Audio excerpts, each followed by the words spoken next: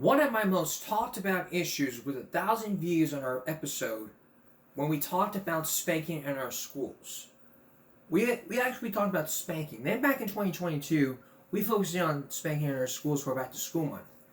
I really wanted to focus on this with Throwback Thursday because one of the most talked about stories ever that I saw was when this principal from Florida was seen on video paddling a student. That made me, and it pissed me off so much. After this video was posted, the principal, she was under investigation along with that teacher. Now this student in particular was spanked because he was breaking school property. The video that you're about to see is very disturbing to watch, and I do stand by what I say. Take a look.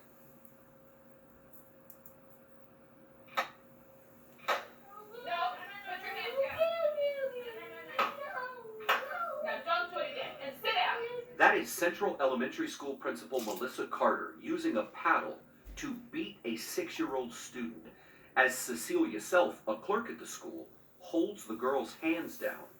Afterwards, the principal berates the child. If your mom wants to come up to the school and spank you, and we can watch, that's gonna happen. The mother says that before the beating, she was brought into the principal's office. She says she noticed there were no surveillance cameras, so she secretly recorded what happened next with her phone. Do you understand me? Breathe and calm down. This child, who's 3 feet and weighs 40 pounds, was hyperventilating after she was hit.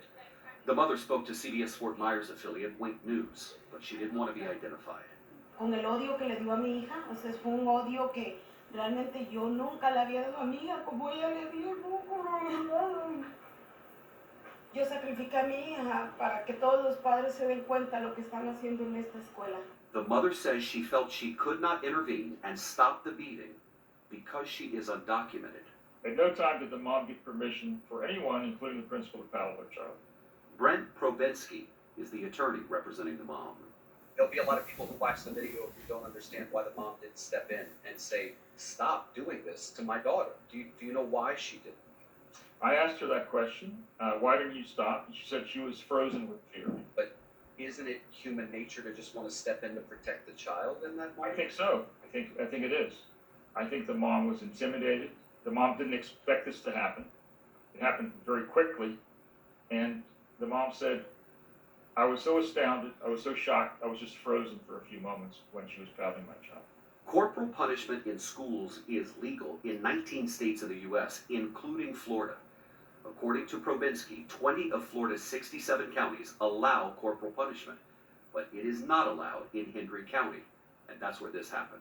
This is child abuse. She should be charged with a crime and suffer those consequences. The attorney not only wants the principal to be arrested, he wants to make sure she never works at another school. He also says she's now on administrative leave from that school.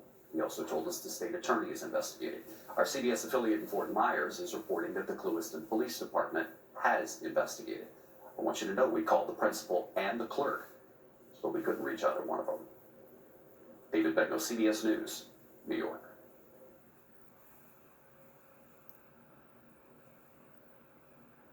I don't know if the actual video was still put in place, but when I saw that video,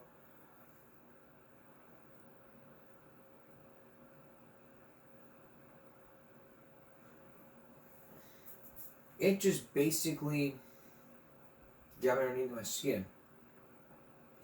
And going towards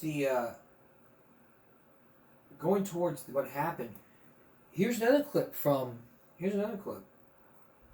Straight-A student and a talented athlete spanked at school. This happened in Springtown, northwest of Fort Worth. Now, the punishment is not against district policy, but who administered it is. And tonight, the family is questioning how much force he used. Channel 8's Teresa Woodard reports. A top sophomore at Springtown High School. I think she had a 97.8 GPA overall in high school for her first year. Taylor Santos says she didn't know a classmate cheated off of her, but the school sent both girls to in-school suspension. After day 1, Taylor requested a spanking instead of going back for day 2. The school called called her mom. Mom approved and then quickly disapproved when she saw the results. And it was bright red, like bad. It looked almost as if it had been burned and blistered. It was so bad. And learned who held the paddle. I came unglued.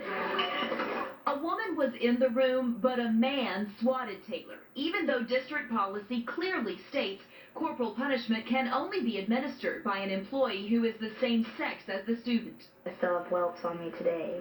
Taylor and her mother showed me photos we cannot show on air. Her bottom was red, and there were visible welts. He used too much force. Springtown superintendent said the school might have made an error, but we've learned the superintendent is now suggesting the rules need to be changed to allow for what happened. He proposes getting rid of that same-sex policy because the makeup of some campus staffs makes it too difficult to follow. I think Taylor's proof that we need to keep that policy because I don't believe a man intentionally meant to do that to her, but it still happens because men are too big and strong to be hitting 96-pound girls. Springtown superintendent turned down our offer for an on-camera interview. He did stress corporal punishment is only administered after a parent requests it and when two adults are present in the room. The school board will discuss these potential changes Monday, and Taylor's mom says she'll be there. Live in Fort Worth, Teresa Woodard, Channel 8 News. And corporal punishment is banned in these schools. Just 2 of them to be exact. It's a nasty title to talk about, but nasty things are going on. And coming up on our special Throwback Thursday, it's stupid in America. Stay with us. Stupid in America. That's a nasty title. But some nasty things are going on in America's public schools, and it's about time we face up to them. Let me show you here. We talked about stupid in America before.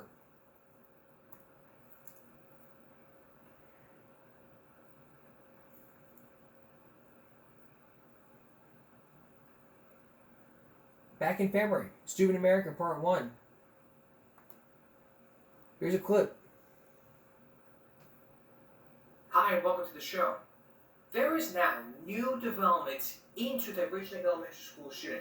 Now, if you were a big fan of the show, if you've been following the show, we told you about. Don't miss the conclusion to Stupid in America, how we cheat our kids. But we're going to try to get through this.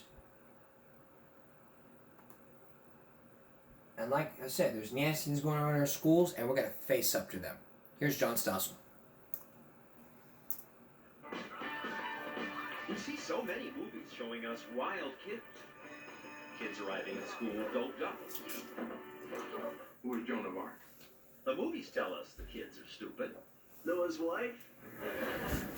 The Republican-controlled House of Representatives, in an effort to alleviate... And the teachers, boring. Anyone? Are real teachers that dull? Students told us yes. Some teachers are very boring, so everybody falls asleep. And is school as bad as the movies suggest? You see kids all the time walking in the school smoking weed, It's a normal thing here. Normal, kids say, here at Abraham Lincoln High in New York. 4 years have been miserable in this school. It's like a hellhole. A hellhole? Really? It makes me want to know more, but it's hard to get our cameras into schools. New York City School District wouldn't allow us in at all. Washington, D.C.'s district steered us to the best classrooms, like this one taught by Jason Cameras, the National Teacher of the Year. 24 positives and 10 negatives. Draw it out. This is nice, and there are many outstanding teachers, but we wanted to take typical classrooms. We were turned down in state after state. Finally, Washington, D.C. did allow us to give cameras to a few students they handpicked, at 2 schools they handpicked. One was this one, Woodrow Wilson High. Newsweek says it's one of the best schools in America.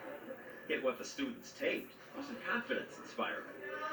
This is Wilson High School. We dance. Note that the teacher's in the class when he does this. You can say, well, it's a game. On that day, this teacher had his world geography class playing Monopoly. Right now, we're going to ask Mr. Reiner what Monopoly has to do with world geography. Like Monopoly, we have countries that do better than others, based on where you live. It was after finals, and I don't know if Monopoly can help teach geography. But I do know that this teacher didn't have much control over his class. Phil, get off the desk and sit in your seat. Ladies and gentlemen, listen up. Let's look at Mr. it. Reiner. Raise your hand. It's hard to believe he can learn much while this is going on. Guys who are talking, stop. Please. Hey, listen. And this is one of America's best public schools. Put the dice away. Now you may be thinking, these things don't happen at my kid's school. 57% of American parents give an A or B grade to their kids' public school. The people in the suburbs say our schools are great. But they're not. That's the thing. And the test scores show that. Education reformer Kevin Chavis says American schools on the whole just aren't that good. And America isn't going to buy that. America's not going to buy America's that. been buying. Because America doesn't know what it doesn't know. Right. Most Americans don't know what stupid schools are doing to American kids. We gave parts of an international test to some high school students in Belgium and in New Jersey. Answer the questions to the best of your ability. What the Belgian kids think? Considering the test we usually get here, this was kind of a piece of cake. It's very easy. The New Jersey kids were also confident. How was the test? Easy? Hard? It was actually pretty easy. I think I did good. They have reason to be confident. New Jersey students in general test above average, and these kids attend an above average New Jersey school. But the Belgian kids cleaned their clocks. They got 76% correct. You got 47% correct. I'm shocked. Because it just shows how much advanced they are compared to us. This boy got the highest score among the Americans, but didn't come close to the top scoring Belgians. The test was so easy. I figured if the kids in America couldn't do this, they're really stupid. Stupid? Really? Jay Leno's routines make you think it's true. And what state holds the Kentucky Derby every year? Think about it. The Tonight Show says these are not state. These are their real answers. Kansas. I finished the name of this book, War and Sex. War and Sex. What is the Bill of Rights? You're going to law, aren't you, sir? The Bill of Rights? Okay. What's the purpose of the Bill of Rights? What was the major cause of the Civil War? American high school kids are beaten on the international tests, not just by kids from Belgium, but by kids from most countries, even poorer ones like Poland, the Czech Republic, South Korea. So are American students stupid? No, we're not stupid, but we could do better. I think it has to be something with this school. Because I don't think we're stupid or lower than them. Right. Something with the school. Because the longer kids spend in American schools, the worse they do. Fourth graders take international tests, and at that age, American kids do well above average. But by high school, they've fallen way behind. Are the kids stupid? The kids are not stupid. The system is stupid. These parents and grandparents are furious at what they've learned about their kids' public schools. He's a joke. It's insane. They're not learning anything. Pam Von Goren, who used to be a teacher, was appalled when her granddaughter came to stay with her. She can barely add and subtract numerals 1 through 5. She was with me for a week. She's reading fluently when she goes back, and she knows her math facts 1 through 20. In 1 week, you taught her what the school couldn't teach her in a month? What's going on? So what is going on? Well, the schools say they need more money. Do they? When we return, we're going to take you to a school. We're going to follow the money that goes to one school that spent millions and millions of dollars from an indoor swimming pool to computer labs and an indoor gym with a track inside. And you'll meet one person who says that schools need to spend less money and that they waste money. Stay with us. What's the biggest problem facing public schools? Money. That's what everybody says. Lack of money. Once again, John Stossel. At this California rally, teachers told us schools need much more money. There's nothing that money can't fix. In Massachusetts, parents baked cookies and sold all sorts of things. To raise money for a school system that is desperately trying to make ends meet. More money, please, say the South Carolina school officials. How much money would be right? How much? Ooh, millions. And if you really make it right. They're spending $10,000 per kid now. $15,000? $20,000? 25, 25, 30. The more the better. The more the better. That was the thinking years ago when a judge ordered more must be spent on Kansas City schools. So they did. $2 billion more. Kansas City built this Olympic-sized swimming pool, state-of-the-art gyms with indoor track, these computer labs, and more. They had so much money that when they wanted to bring in more white kids, they didn't just bust them. The Kansas City district used about 120 taxis. But the result of all this spending on student achievement? It got worse. By 2000, Kansas City schools failed to meet any of the state standards, and they lost their accreditation. If money were the solution, the problem would already be solved. Jay Green is the author of Education Myths. We've doubled per pupil spending, adjusting for inflation, over the last 30 years, and yet schools aren't better. Adjusted for inflation. Adjusted for inflation. We now spend more than $10,000 per pupil per year. Here's a graph of the increased spending. The line goes straight up, but student achievement, flat. Graduation rates, flat. The extra money didn't help the kids. How can that be? More money, but no results? It's a lot of money. Think about it, $10,000 per student. For a classroom of 25, that would be $250,000 per year. Where does the money go? It certainly isn't all going to teach the kids. In Orange County, California, Jennifer Beal's kids have been learning in portable buildings like this, while her school district is spending $35 million to build a new building. Not for the kids, it's for administrators. It's insane. We call it the Taj Mahal. It's so enormous and overwhelming. You can give public schools all the money in America and it will not be enough. Everyone has been conned. I'm not doing it today, okay? Ben Chavis is a former public school principal who now runs this alternative school that spends thousands of dollars less per student. He laughs at the public school's complaints about money. They all say it's the answer. No, it's not. We just need a little more money. That is the biggest lie in America. They waste money.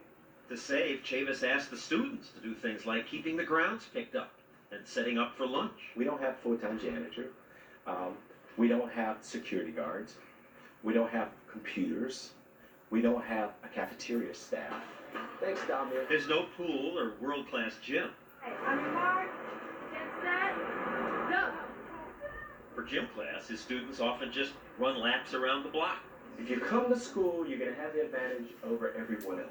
It means there's more money left over for teaching. Is that a complete sentence or a fragment?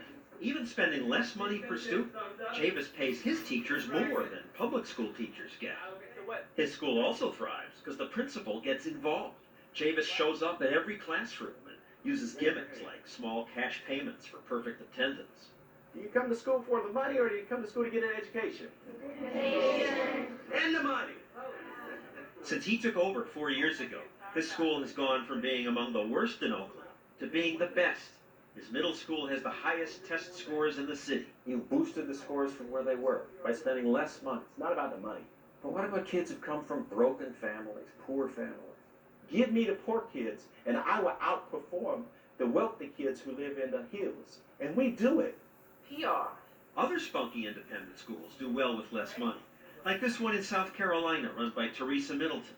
We saw that the kids here were enthusiastic about learning. My children are so excited. Can we play this today? Can we do popcorn? Can we do relay math? Can we play bingo? Can we play phonics around the world? Learning should be fun. And fun seems to teach. These first graders can read. Get ready to work. I've had 3-year-olds sounding out words. My below average child can go to public school and make the honor roll. Yet she spends only $3,000 per child versus the $9,000 South Carolina's public schools spend, and still fail to educate students like Dorian Kane. My son is now 18 and he is not reading. He's on a 4th grade level and it's a huge problem. You want to take a shot at that? Dorian struggles to read just one sentence in this first grade book. One day, Uncle Jay Getting too busy. He says he wants to learn to read. You know, there is a whole world that can open up to you if you are able to read. Yeah, I know that.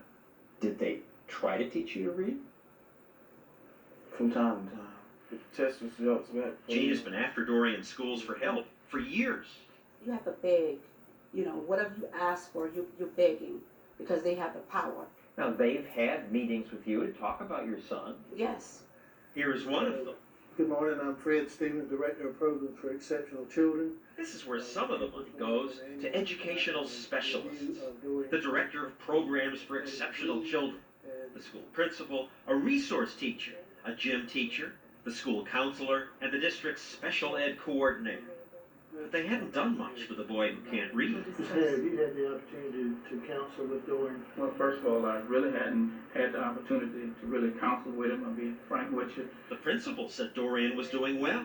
I've seen great progress in him, so I don't have any concern. The meeting went on for 45 tedious minutes. Dorian looked defeated. His mother just kept raising the one issue that concerned her most. The only issue I have is his reading level, and that's what's important to me. All right, come on in and have a seat. So we decided we'd send Dorian to a private learning center, Sylvan. Could they teach Dorian to read when the South Carolina public schools hadn't? All right, click on OK for me. You bet. After just 72 hours of instruction using computers and workbooks, Dorian's reading was up more than 2 grade levels. His mother loves the private program. They're doing what they're supposed to do. They are on point, but I can't say the same for the public schools. No, she can't. South Carolina, over 12 years, spent nearly $100,000 on Dorian's education, but they left him behind. That's because of the money. If you spend less money, you boost the results. You spend more, the results go lower. You tell that crap to the teachers unions, and they go marching on your damn doorstep. That's what's going to happen later.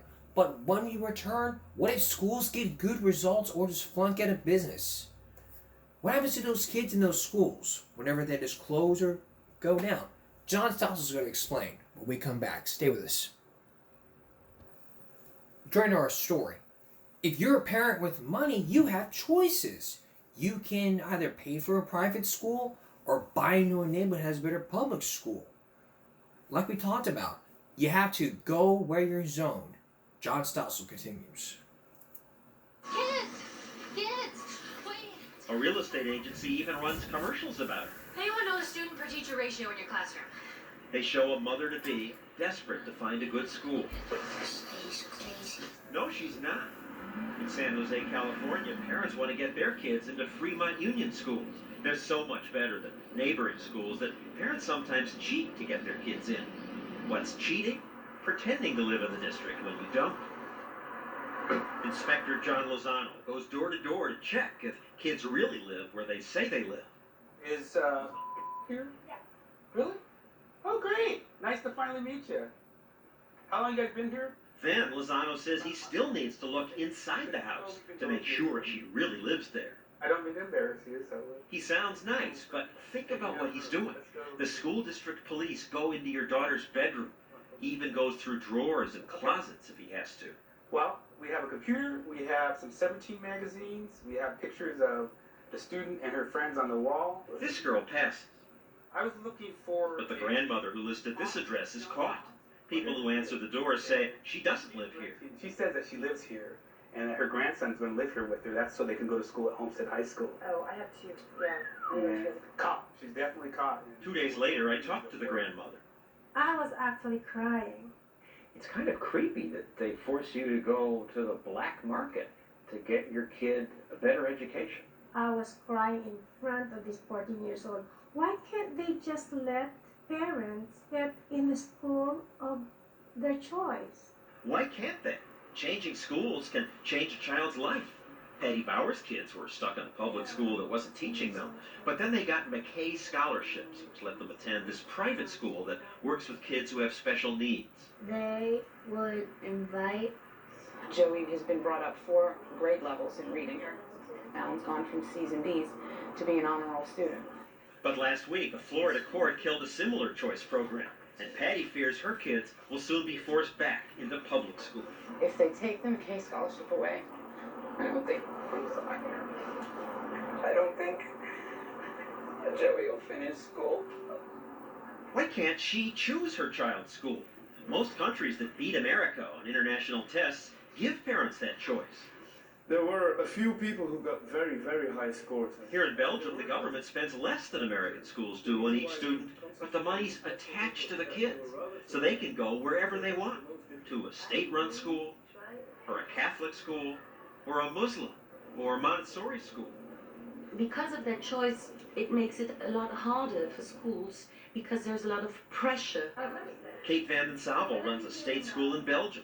She says because the money is attached to the kids, she has to please the parents, and that makes a world of difference. If we don't offer them what they want for their child, they won't come to our school. So she provides extras like cooking, more sports programs, furniture building, electronics. Is this what you like best? Yeah. You think that America doesn't leave any child behind, but I think that we don't leave any child behind, and that you guys have some kind of a problem with that. I wouldn't send my child to an American public school, not even for $1 million. Her son lives in Belgium now, but when he was 6, his family lived in America, and his mom was upset when he was assigned to a school. In America, I sort of had to beg, please, give me a good school for my child. And here in Belgium, they're all over the place. Voilà, dat is dus niet. Because if they're not good, they're gone. You shut down bad schools. That's healthy. Because it says to people that incompetence won't work. So the fact that some schools fail and close, that's the success? That's a good thing. That's a good thing. That's a real good What thing. happens to those kids in those schools? Then they'll go to another school. Why should we keep them in a school that's not working? That's what we've been doing for decades. Giving kids a choice forces schools to try harder. You have to be innovative all the time. You have to look for new means of working, new means of thinking. Onions, ham, and salami. So if we don't succeed, we just run out of business. I think it's a pity that American children don't have the same opportunities and same choices as we have. But if you're used to it, maybe it's just normal. No choice is just normal in America. When 2020... Alright, coming up, kids are learning in school, but the question that everyone's on the parents' minds is, what are they learning? What are they really learning? Stay with us. Why are you watching me? You don't have to. You have choices. But suppose you had only one channel and the government told you what you had to watch. Well, that's generally how it works for all schools. Again, John Stossel. When the Sanford family moved from Charleston to Columbia, South Carolina, they had a big concern. Where would their kids go to school? First thing I did was look up on the computer, where are we zoned? What schools would those be? You have to go where you're zoned. You go where you're zoned. In South Carolina, and most everywhere, you must attend a public school in the zone where you live. But the middle school near the Sanford's new home was rated below average. It turned out, however, this wasn't a problem for them, because the reason they were moving to Columbia was that Mark had just been elected governor. Duly installed as governor of South Carolina. So they were offered special options. People from better school districts invited them to send their kids to those schools. And I said, but it's not fair. Because if I lived down the street here, they wouldn't be allowed to do that. Would I be allowed to do that? And they said, no, you would not. He said, but we're going to waive that requirement because you're the governor. And I said, that's not fair. It's not fair, but that's often how it works in America. As we showed you, the kids of the privileged can escape bad schools by moving to where the better schools are. If you could buy a $250,000 or $300,000 house, you're going to get some great public education. But most everyone else is stuck with what the government gives you. Being in the public school system, no matter how much you complain about it, no matter how much you cry about what's going on with your children are stuck because of their zip code. These South Carolina parents say their kids' public schools were bad. They're not teaching the kids. If you hadn't pulled them out of the public schools, I think it would have ruined his life. Dale's grandson said some of his public school teachers helped him pass tests by telling him to cheat. They were giving him the answer? They were giving him the answers, and he said they're teaching me to cheat so they could pass him on to the next grade. The No Child Left Behind thing, you know. Send him on up to the next class. Get him out of here. They really did not care. Lizzie Murphy's son was in kindergarten for a year without learning the basics of writing. He just learned to write his name, and that's through me telling him that an M is a hump hump. A kindergarten can barely write his name. What's going on? What are you doing? What are they doing? If you compare SAT scores state by state, South Carolina ranks last. I want to tell you that if you look at every indicator for South Carolina schools, South Carolina is not last. Inez Tenenbaum has been state superintendent for schools since 1998. We have been ranked as having some of the highest standards of learning in the entire country. Well, maybe you set high standards, but the kids don't achieve them. We are ranked #1 in the country for improvement on SAT. If 32 you start points. at the bottom, it's easier to improve. You've improved and you're still last. SAT is an indicator that really shouldn't be used to judge any state. We're making tremendous progress in South Carolina. We're very proud. Why be proud? Half the kids who start high school in South Carolina don't graduate in 4 years. And the state's first family was afraid to send their kids to the school they were zoned for. It's too important to me to sacrifice their education. I get one shot at it. If I don't pay very close attention to how my boys get educated, then I've lost an opportunity to make them the best they can be in this world. They decided to send their kids to private school. And the governor then proposed giving every parent in South Carolina that kind of choice. Does one size ever fit all? He said state tax credits should help parents pay for private schools. Then they would have a choice.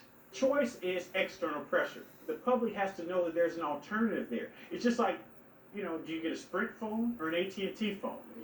He's right. When monopolies rule, little gets done. Think about where we wait in line the longest.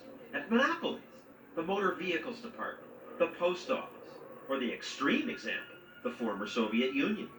People waited in line an average 2 hours every day, 5 years over a lifetime.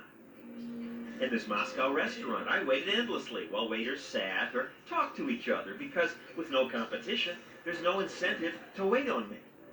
In America, the phone company was once a government-supported monopoly. All the phones were black and all the calls expensive. It was illegal to plug in an answering machine, installing a foreign device, the monopoly called it. So the next time you complain about your phone service... This clip from Saturday Night Live is a good description of monopoly service. I don't care. We don't have to. We're the phone company. But take away monopoly status and poof, suddenly customers matter. Your choice of cool phones. Think about the choices competition gives you when you buy a cell phone. Can you hear me now? There are dozens of plans to choose from based on how many minutes you want, how big your family is, and a million other things. Great deal on a cool phone. Why can't kids benefit from similar competition in education?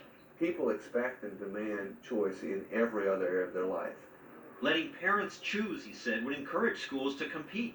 And they quickly offered parents things like music schools, schools with uniforms, schools that open earlier, keep kids later, virtual schools where kids learn on the internet, sports schools. Then who knows what ideas might bloom? It empowers parents that will ultimately improve education. The governor announced his plan last year, and thousands of parents cheered the idea. But most public educators and politicians didn't. School boards objected. Teachers' unions objected. PTAs even sent kids home with a letter saying, contact your legislator.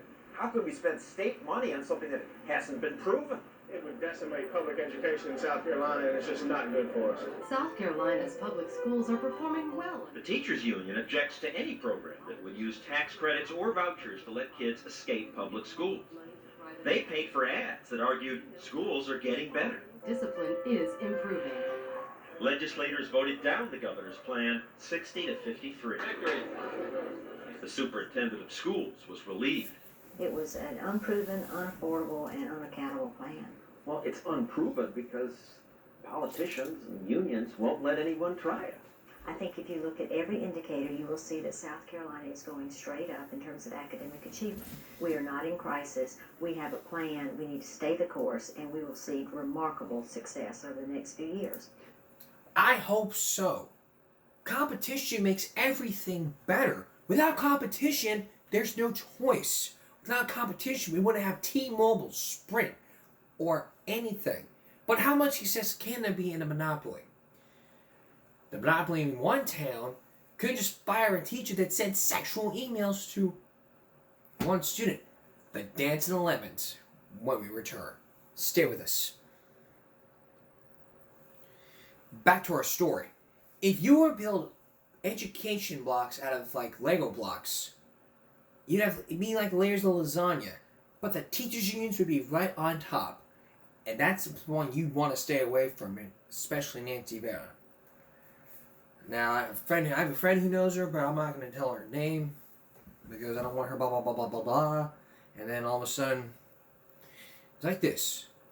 You talk crap about Mexicans, gets down the field. That's the same thing with teachers' unions. If you talk shit about the unions, they march right down to your doorstep. Yeah, we'll get to that shortly. Here's Don Stossel. Because it's a government monopoly. There's another stumbling block. The teachers, united, will never be defeated. It's a union-dominated monopoly.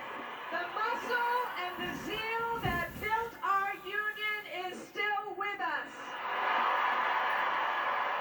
Teachers' unions in this country are very influential because they want to get something done or stopped. They can assemble a crowd. 20,000 people and thousands more wanted to be here. Randy Weingarten heads New York City's teachers' union. She put out the word and thousands of teachers filled Madison Square Garden to demand a new contract with more money. You are heroes. Some teachers are heroes, but not all. Most of the teachers, they don't really care. One of my teachers tells me he does this for the health benefits. I've seen teachers come to school intoxicated. This seems odd because teachers I know want to help kids learn. Many turn down better paying jobs to teach. But in union schools, there's a problem. We tolerate mediocrity, and people get paid the same, whether they're outstanding, or whether they're average, or indeed, whether they're way below average. Joel Klein is chancellor of New York City schools, the biggest public school system in the country. Fourth grade, a very big year. He says the teachers' union's rigid contract makes it very hard to fire any teacher, even dangerous ones. I mean, we've had sex cases, acknowledged sex cases. One teacher sent sexual emails to Cutie 101, his 16-year-old student. This is the most unbelievable case to me because the email was there. He admitted to it. It was so thoroughly offensive. And he confesses. He admits it. I mean, you have the email. He admits that he did it. You can't fire him? It's almost impossible. The school board says it's almost impossible to fire a teacher. Our union has actually stepped up to the plate and said, we'll police our own profession. Well, I'd like to police my job too, but that's not how it works in life. Except that bosses make these decisions. if the cases are legitimate, they should bring them. There are procedures. It's to the contract. If teachers incompetent, they can be let go. It takes years. These are the steps the principal must follow to fire a bad teacher. Look at this thing. The teachers' union got so many protections to make sure principals don't fire unfairly or play favorites that principals rarely even try to jump through all these hoops to fire a bad teacher. In the last 2 years, says Klein, only 2 teachers out of 80,000 have been fired for incompetence. It makes no sense. And you don't know other places where this goes on. This is not like you can say they're doing this at IBM or some other place, right? This is unique to our environment. I'm not sure I understand how to manage a government civil service organization. GE's Jack Welch was revered as a great manager. He says if an organization is to stay vital, it must reward its best workers, and the bottom 10% have to go. We tell people in the bottom 10, look, you got a year. Find yourself somewhere to go. And they do. By doing that, he made GE unbelievably successful.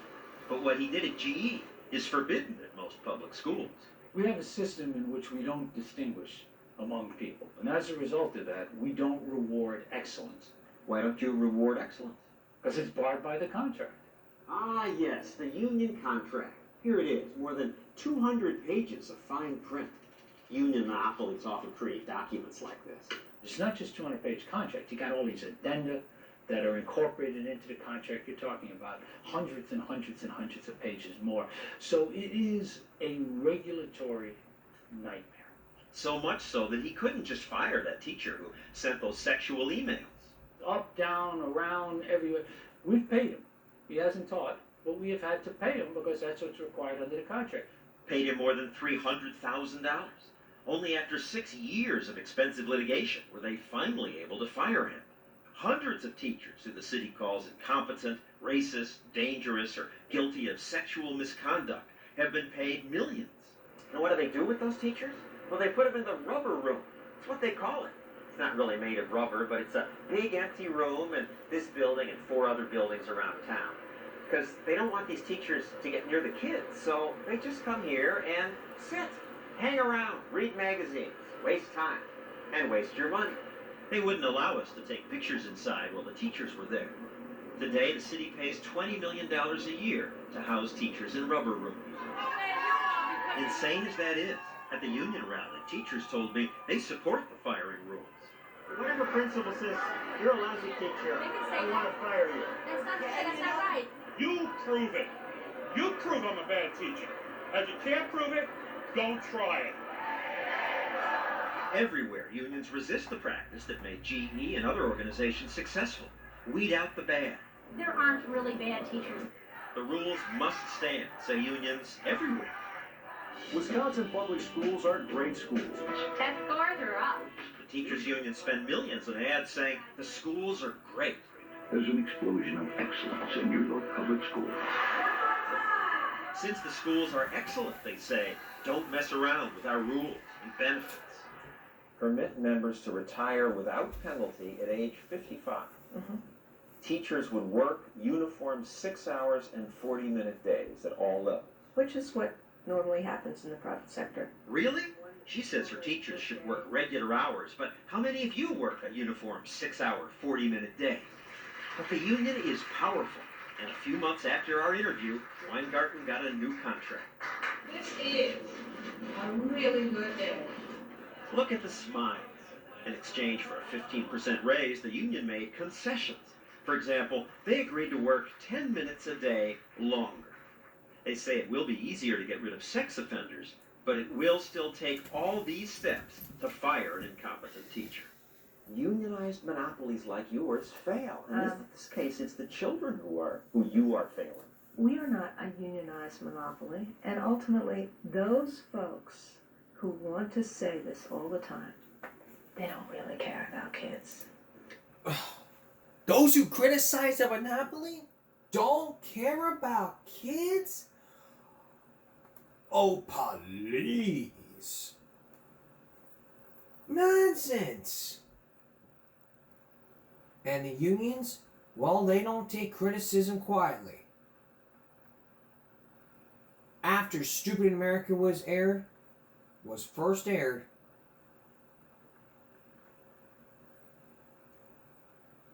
Wendy Weingarten and the rest of the teachers union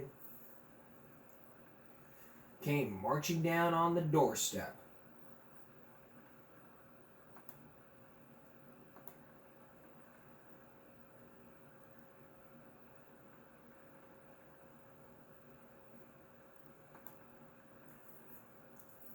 Those who criticize a monopoly don't care about kids? Please. But the union doesn't take criticism quietly. Several months after Stupid in America was originally broadcast, hundreds of union teachers showed up on our doorstep to point at me and say, "Shame on you." School problems aren't the union's fault, they said. There are other reasons kids struggle. If you wanted our kids to have a good education, you'd build more schools and make smaller classes. We are here to demand an apology from 2020's John Stossel for his anti-teacher, anti-union, and anti-public education piece of yellow journalism. Who are we? UFT! Who are we? UFT! The UFT, the United Federation of Teachers, said I was wrong to criticize the union. John Stossel has never taught in a classroom, yet he's an expert on education. I wanted to hear more, but the protesters drowned us out. Let's start listening! After an hour, the union president made me an offer. So just teach for a week. She said she'd arrange for me to lead a class for a week. They'd even help prepare me. That would educate me. We got high schools, we got elementary schools, we got junior high schools. The crowd liked that idea. And it sounded good to me. So I said, yes, I'll teach. I said they could pick any school, any kids. But then the school bureaucracy showed itself. After weeks of endless discussions, they decided our cameras would not be welcome. It's too bad. I understand why they said no. Sure, our cameras would have shown me struggling to teach and how difficult teaching can be. But who knows what else the cameras might have seen. When we return, we're going to show you how, we're going to show you a different type of school that can really get you in by winning the lottery. Like winning the lottery. You get what I'm talking about. Stay with us. Now, the conclusion of our story. If you're living in the public school, area working on the farms, you would still be in public school. That's why there's no school in summer, because kids could stay home and work on the crops. Here with the conclusion of our story, John Stossel. Today, fewer than 2% of us work on farms, and nearly everything in our society has changed dramatically. So why has there been so little change in education? We want to do what we want to do in classrooms. As we've seen, one reason is that unions fight to maintain the status quo. But that status quo often doesn't serve the kids. Our students are basically just dying in their seats at school. They're not getting the education they deserve, and the union puts up a barrier for that.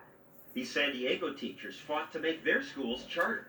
Charter means they're still a public school, but they're free of many of the rules set up by school boards and unions. You got it, Cal. Excellent. Okay. Now, when a teacher's hired, she knows if she doesn't do a good job, she could be fired. I'm a good teacher. I don't need tenure to protect my job. I need tenure to be gone to protect my students. The rule is given for each table. Since this school dropped the union rules, there's now a waiting list to get in. Many charter schools are succeeding. Friendship Charter High is located in the same dangerous part of Washington, D.C. as Ballou High, one of the city's poorest performing schools. Take my money, I'm gonna kill your ass. The student populations are similar, mostly poor and minority. I think he's a good friend. But at the charter school, there is order. The kids are on task and doing better. 95% of the graduates get into college. Is this school better than the public high school? Yes. Of course. Well, why of course? The charter students recognize that their school is different. The teachers, they say, they're happier to be here. What does the hyperbola always have to happen?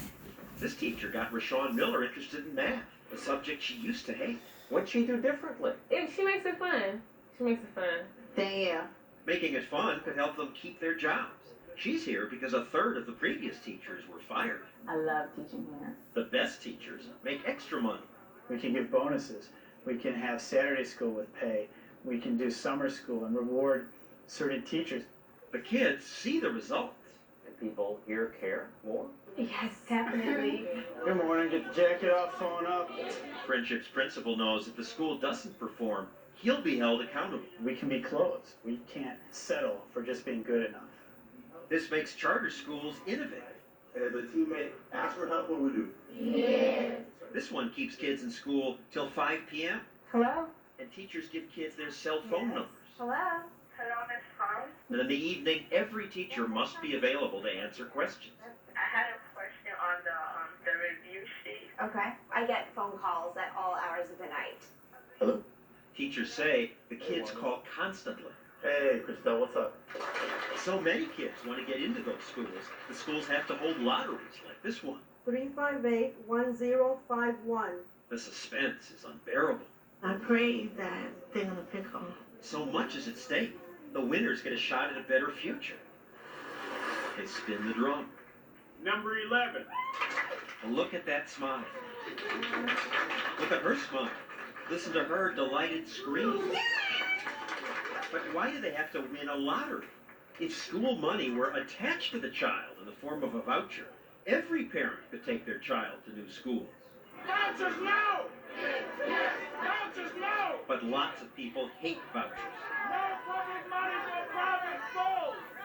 Last week's Florida court ruling against vouchers came after this teacher brought a suit. To say that competition is going to improve education, it's just not going to work. You know, competition is not for children. It's not for human beings. It's not for public education. It never has been. It never will be. Why not? Would you keep going back to a restaurant that served you a bad meal? Or a barber that gave you a bad haircut? Competition makes everything better. Why would schools be different? In the few places where vouchers have been allowed, like Milwaukee, the kids who used vouchers did better, and the kids in nearby public schools did better. They improved by leaps and bounds. No one lost in Milwaukee. Everyone did better. The kids at the regular public schools did better, and the kids who went to the voucher schools did better. Of course they did. That's what competition does. Choice to me is the only way, I believe, that we can force the system from an external vantage point to change itself. It will never change itself from within. Public education will never change. All the reform. These are well-intended people who want to help kids. All the well-intended designs and programs du jour, unless there is some competition infused in the equation, unless that occurs, then they know they have a captive monopoly that they can continue to dominate. But if there were competition, if parents had a choice, the possibilities of what we could have are limitless. And it can be better. Like I said, without competition, we wouldn't be having Sprint, T-Mobile, any other phone services. That's why we have monopolies. Without those things, competition makes everything worse. I mean, you probably get the picture. So what's the common sense here? Go to a freaking charter school where they spend less money. Public schools spend more. Charters spend less. And in our next Throwback Thursday, we're going to take you to a school and you'll meet Eva Moskowitz. She says she spends less. Here's a sneak peek. Actually, here's a sneak peek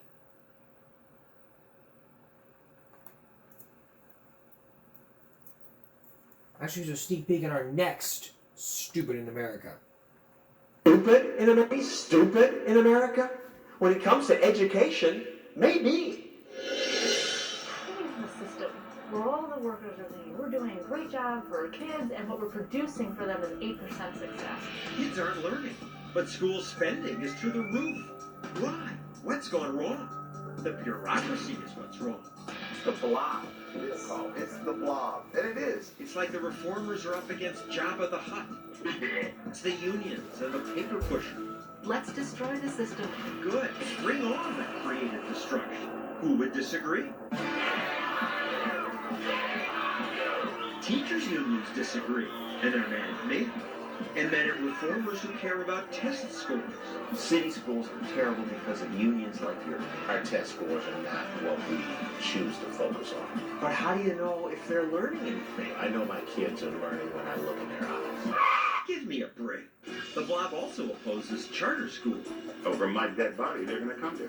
Unions are mad because some charters can fire bad teachers. I call it freeing up a person's future. What's wrong with that? A teacher wants to teach. This actor says teachers need tenure.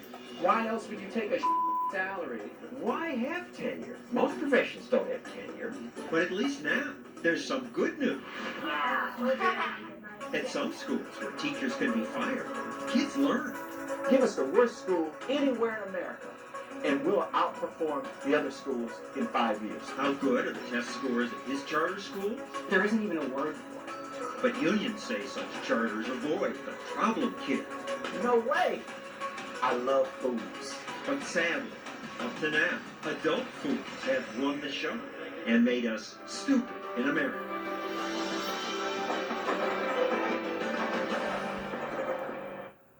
That's next week's Throwback Thursday. We'll be right back. I think about a week or two ago when we talked about viral breaks, we focused in on one of my favorites was from the Family Project, to when Isaiah ignored his parents for the entire day. It ain't gone wrong. I'm gonna show you some sneak peeks. Isaiah, come on, let's go. You know you're supposed to be out there 20 minutes ago. The dishes needs to be washed. Seriously.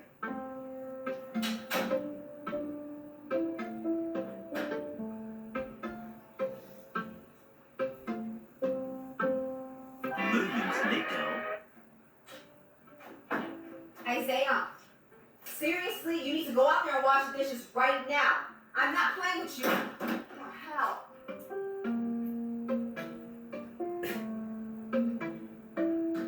20 minutes later. Babe, seriously, I need you to just go in there. What? Go in there. I went in there twice already. Go in there and get him and tell him to wash dishes. I can't freaking deal with him right now. He needs to start his chores and he's just not listening. He's playing the game right now. Isaiah, yo, you're supposed to be out there doing your chores. You're literally supposed to be out. Your mom said she came in here 2 times.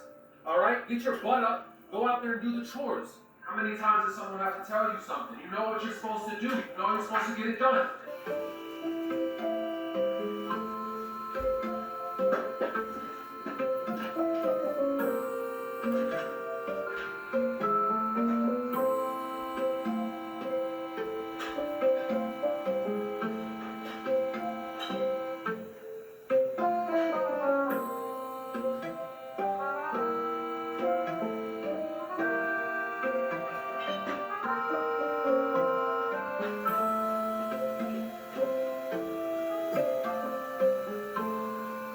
Isaiah, what the? Bro, what are you doing? Bro, what are you doing right now? Bro, what are you doing with the shampoo, bro? Isaiah. Isaiah, why are you washing dishes with shampoo right? Refill it. What's funny? Watch out. Yo, refill it right now. Why don't you not? What's going on? Isaiah, hey, refill the soap. Babe. He's washing dishes with shampoo. And he's in the stop it, bro. What? What do you mean? He's washing dishes with shampoo. Hey, bro, let me get my water, bro. Like, who washes dishes with shampoo? Let me talk to you for a second. Here's one of my favorite parts of the video. Sit down. Sit. What is wrong with you? So you're not gonna tell me what's going on?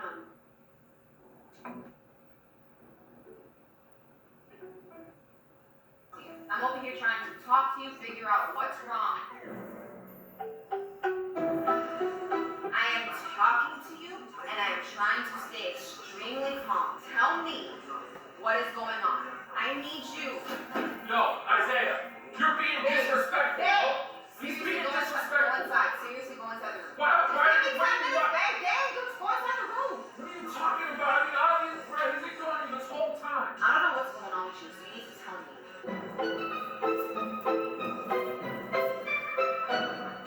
Isaiah, seriously, you need to talk. Talk to me. Hello? This lasted longer than I expected. I'm about to take off on them. You see the keys? I'm about to take off on them. Tried to talk to me. That's all I tried to do. What? No. Bro, obviously something happened.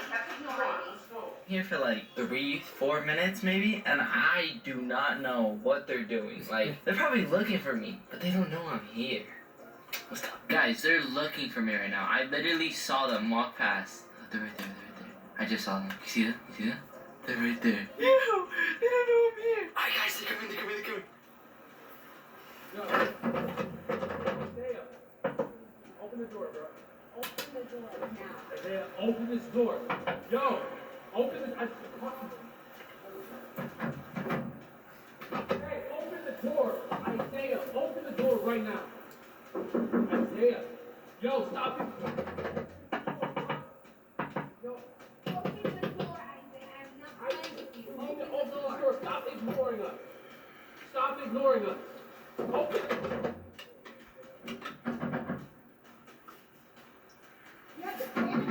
No, I don't. Isaiah, no. Don't turn. Why are you putting this car on? What's funny? Isaiah,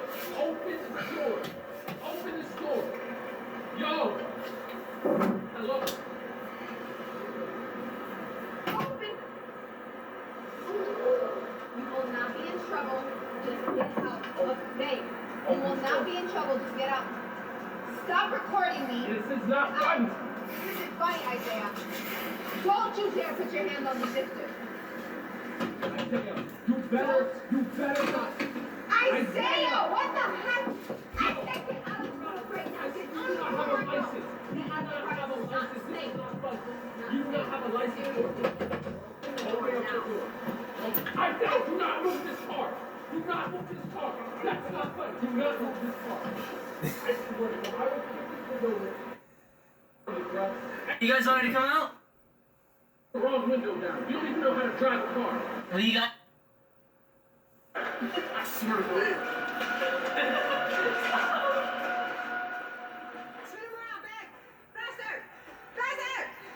Get some back. Yeah, get some.